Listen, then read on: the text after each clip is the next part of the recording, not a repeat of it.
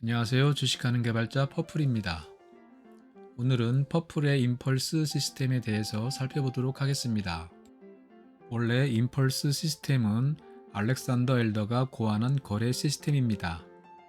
알렉산더 엘더는 지수이동 평균을 추세 지표로 사용하고 MACD 히스토그램을 모멘텀의 강도를 측정하는 지표로 사용합니다. 알렉산더 엘더는 그에 져서 나의 트레이딩 룸으로 오라에서 임펄스 시스템에 대해 상세하게 소개하고 있습니다. 관심 있으신 분들은 읽어보시기를 권장합니다. 저는 이 임펄스 시스템을 응용하여 퍼플의 임펄스를 만들어 사용하고 있습니다. 퍼플의 임펄스는 퍼플 모멘텀과 퍼플 트렌드를 조합하여 사용합니다. 퍼플 트렌드로 추세를 측정하고 퍼플 모멘텀으로 모멘텀을 측정합니다. 그리고 추가적으로 밴드 중심선을 하나의 안전장치로 사용하고 있습니다. 퍼플의 임펄스는 3중 스크린 거래 시스템에 적용하여 사용해야 효과적입니다.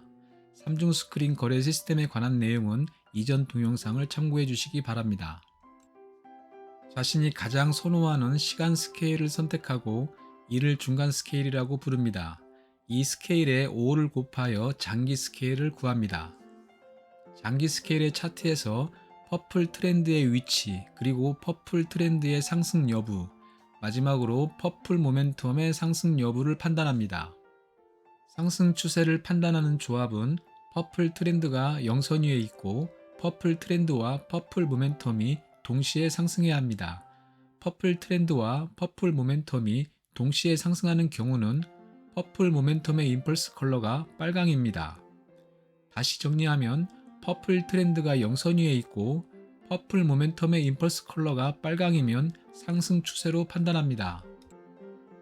하락 추세는 이와 정반대의 경우입니다.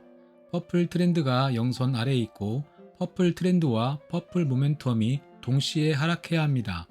퍼플 트렌드와 퍼플 모멘텀이 동시에 하락하는 경우는 퍼플 모멘텀의 임펄스 컬러가 파랑입니다.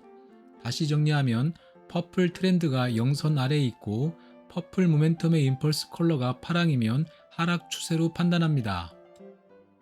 장기 스케일의 차트에서 상승 추세를 확정 지었다면 중간 스케일의 차트로 돌아가 두 지표가 같은 방향을 가리킬 때 그 방향으로의 추진력이 확증된다고 볼 수 있습니다. 우리는 이와 같은 경우에만 진입합니다. 이 두 지표가 서로를 확인시켜주지 않으면 청산 신호로 간주합니다. 다시 말해 중간 스케일의 차트에서 퍼플 트렌드가 상승하고 있고 퍼플 모멘텀이 하락하기 시작할 때, 즉 퍼플 모멘텀의 임펄스 컬러가 다저블루일 때 청산하는 것입니다. 알렉산더 엘더의 임펄스는 모멘텀 트레이딩을 위한 아이디어입니다. 알렉산더 엘더는 임펄스를 거래에 적용할 때는 신중하게 진입하고 신속하게 나와야 한다고 강조하고 있습니다. 특별히 자제심을 강조했는데 시장이 이미 급하게 상승하고 있을 때 주문을 내는 것도 어려운 일이지만 수익을 내고 있을 때 반전을 기다리지 않고 거래를 마치는 것은 더욱 힘든 일이기 때문입니다.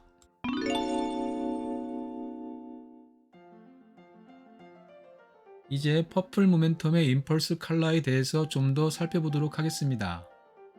퍼플 트렌드와 퍼플 모멘텀이 동시에 상승하면 퍼플 모멘텀의 임펄스 컬러는 빨강입니다. 매수 또는 관망을 하고 매도는 금지입니다.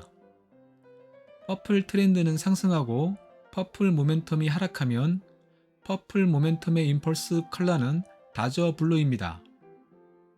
이때는 상황에 따라 대응을 달리합니다. 퍼플 트렌드는 하락하고 퍼플 모멘텀이 상승하면 퍼플 모멘텀의 임펄스 컬러는 오렌지입니다. 이때도 역시 상황에 따라 대응을 달리합니다. 퍼플 트렌드와 퍼플 모멘텀이 동시에 하락하면 퍼플 모멘텀의 임펄스 컬러는 파랑입니다.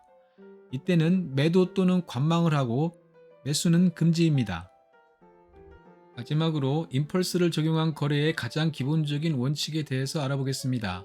추가적인 필터는 각자 생각해 보는 것으로 하겠습니다.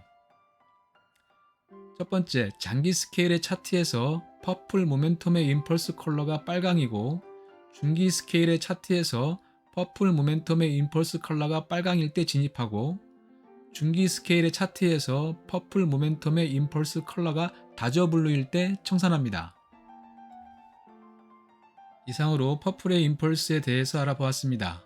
여러분의 구독과 좋아요는 큰 힘이 됩니다.